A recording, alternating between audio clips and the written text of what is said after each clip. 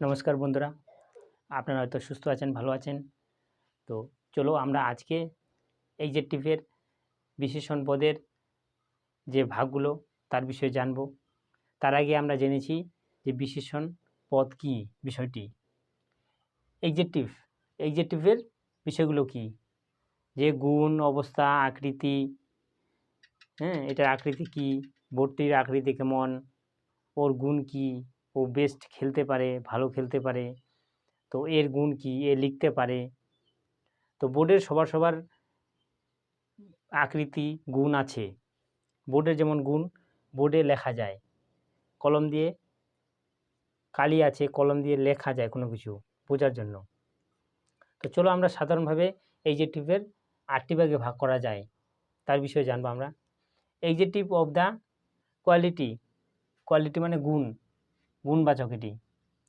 তো 2 নম্বরে আছে এডজেক্টিভ অফ কাউন্টেন্টি, পরিমাণবাচক, পরিমাণ বোঝাবে, কতগুলো জিনিস আছে এখানে, পরিমাণবাচক। তো এটার গুণ বললাম এর আগে, গুণ, তারপর পরিমাণবাচক গেল। 3 নম্বরে আছে এডজেক্টিভ অফ দ্য নাম্বার, সংখ্যা, 1 2 3 4 5 6 এগুলো। তো এটা গেল সংখ্যা, 1 2 3 4 এইসব বিষয়গুলো বোঝাবে এখানে।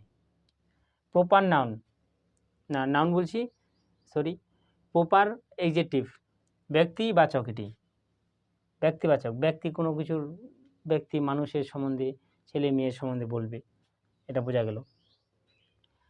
5 নম্বরে আছে ডেমনস্ট্রেটিভ এডজেক্টিভ, এটা সংখ্যাবাচক, সংখ্যাবাচক। তো তারপর আছে 6 নম্বরে ডিস্ট্রিবিউটিভ এডজেক্টিভ, বিভাগ সূচক, বিভাগ, কয়টি বিভাগে ভাগ আছে, যেমন এ বিভাগ, বি বিভাগ, সি বিভাগ, এরকম ভাগ করে না আমাদের বিভিন্ন স্কুলে, এ সেকশন, বি সেকশন, বিভাগ। তো এগুলো গেল। তো ডিটেলসে আমরা এর বিষয়ে জানবো আজকে, খালি সাধারণভাবে আমরা ভাগগুলো জানছি। তো ইন্টারোগেটিভ, এটা প্রশ্নবাচক, প্রশ্ন, জিজ্ঞাসা করবে কোনো কিছু, আমি আপনাদের জিজ্ঞাসা করছি বা কেউ করছে, গেল প্রশ্ন। 8 নম্বরে আছে প্যাসিভ এডজেক্টিভ, তো অধিকার বোধক, আমার অধিকার কি, ওর অধিকার কি, এইসব বিষয়ে ওখানে আলোচনা হবে। তো এইগুলো আমাদের 8 প্রকার এডজেক্টিভের ভাগ করা যায়। তো আজকে সংক্ষেপে এখানে আমি ভাগটা খালি বলে দিলাম, 1 to 8 পর্যন্ত। তো এরপরে আমরা এক একটা বিষয় নিয়ে আলোচনা করব।